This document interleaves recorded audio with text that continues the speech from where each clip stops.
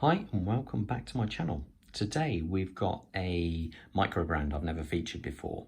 This is a Richard Legrand. The model is the Atlanticus. Now I've got to thank you my friend Steve over at Watch Obsession for lending me this watch. I've had it on for the last few days to see what I really think of it and feel happy now I can give my impressions of the watch. The dimensions of this watch are 42 by 12.5, and a lot of that thickness is actually taken up by this box crystal. This is actually a very slim watch for what it is, and the lug to lug is 48. The lug width is 22. So as I say, this is quite a slim watch, and it does wear incredibly comfortably on the wrist, as it is also quite light. The style of this watch you would say is a compressor, because back in the day, they rely on the water pressure on the watch compressing the case to increase its water resistancy. Now that isn't needed quite so much anymore with CNC machines and so forth. So, that's by and by. So it's now just a style of case rather than needed. So let's have a look at this dial. Now, we've got the blue dial there. It does have a sunburst effect, but you only really see that outside. The hour markers have all got this lovely polishing around them. They do have a nice bit of lume on there also. If I just put a quick torch there, you get an idea. So they do have a nice blue lume to them. Now, the second hand has this lovely red tip as well, which corresponds with the red writing on here. That's for 200 meter water resistant. So it's actually quite a capable diver. The polishing, I say, around is nice because you actually do see reflections of the hand as it passes over, which I gotta admit, I do quite like that. The handset on the other hand, pardon the pun, is, I don't know, it's okay. There's plenty of lume down the actual center of the hands, but it just looks a little bit like they've extruded a big long line of this and has cut. And I just feel that it looks a little bit unfinished, which is a little bit of a shame really. I'd like to see a point on there or just something else. It doesn't look that great to me. Obviously, as we're keeping in the dial here, we do have this extra crown at the 2 o'clock position. And what this allows you to do is rotate that internal bezel, which is not the easiest to turn, but I suppose it shouldn't be. But it is quite a nice feature. The only downside with it is that normally with a diver's watch, you rely on having a luminous pip at 12 o'clock to help time a dive. Not that anyone really does that anymore, but it's always nice to have there. And this one isn't luminous, which to me is not really pointless, but after all, it is just a style of watch and most people don't use these anymore. But there you go. It would have been nice if it was loomed at the 12 o'clock position. Now, some people I've heard have had problems with the internal bezel, but it's when you move it from one side to the other, it can be a little bit sloppy. But this feels very direct, very positive, no play at all. So that, I have to say, is a good feature on this watch. Now, as we zoom out, it's this box crystal, which is a real stunner.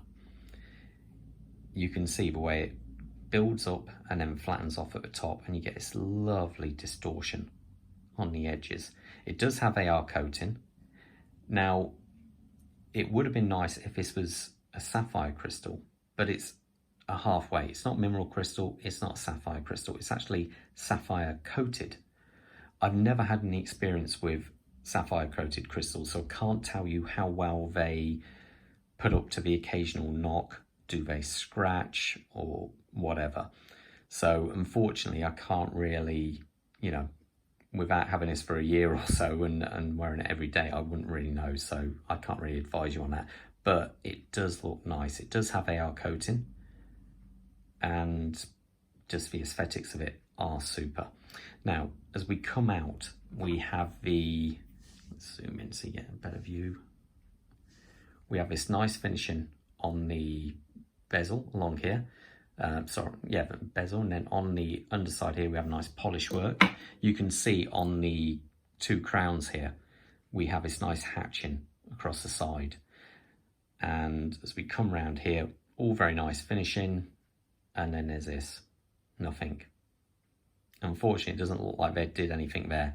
Now, this watch is made for a strap, and so you'd think they would actually do some more finishing work in there, but unfortunately they haven't, which is a real shame.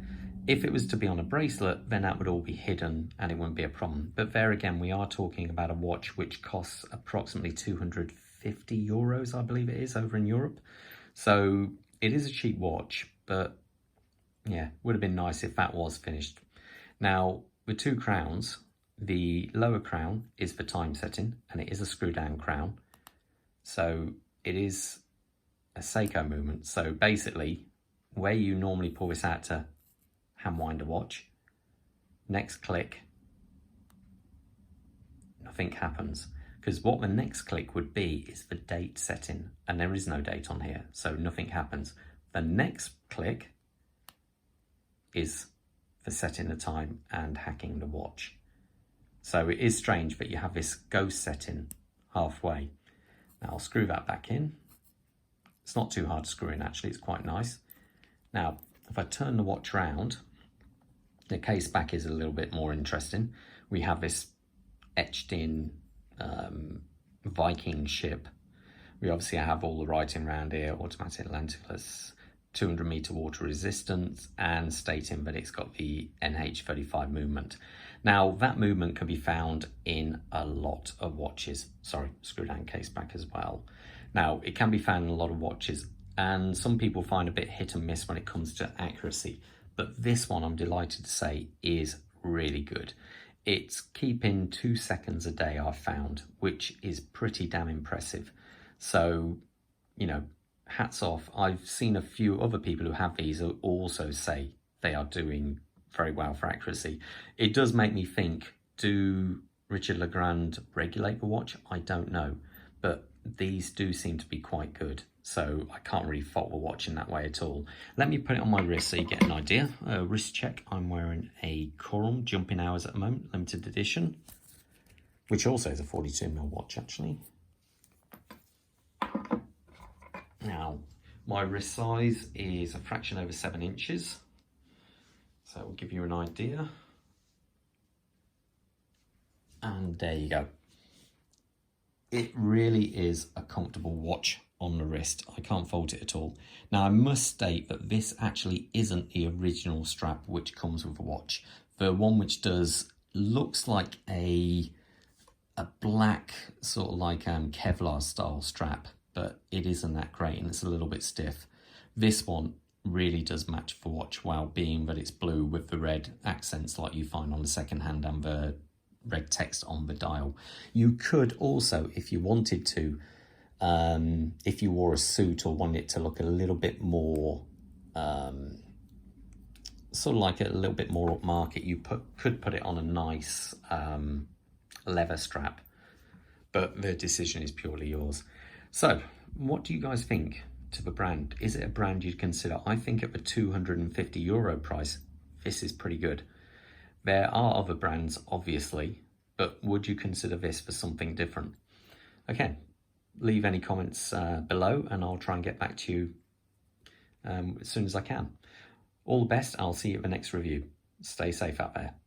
Bye.